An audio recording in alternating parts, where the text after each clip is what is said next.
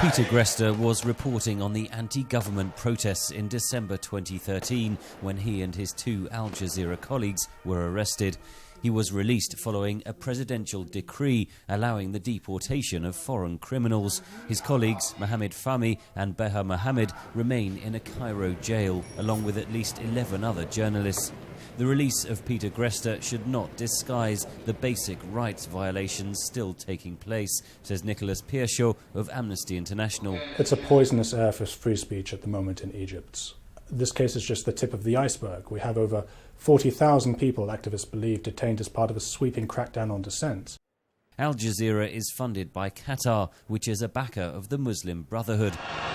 After the 2013 military coup in Egypt, which ousted the Muslim Brotherhood government, Cairo has fought a power battle with Qatar, says Michael Stevens, head of the Royal United Services Institute in Qatar. The three journalists were basically the three victims of a larger power play. And I think it was very obvious that Al Jazeera was seen as the prong, if you like, of Qatari influence within Egypt.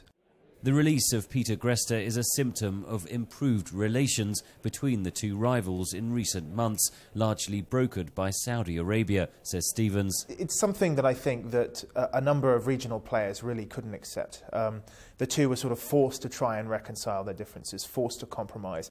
With the rise of the Islamic State terror group in the region, Egyptian President Abdel Fattah el-Sisi's hard line against political Islam has won international backers. People who like secular values, particularly in the West, they've got their tongues wagging now, thinking that Sisi is the great reformer.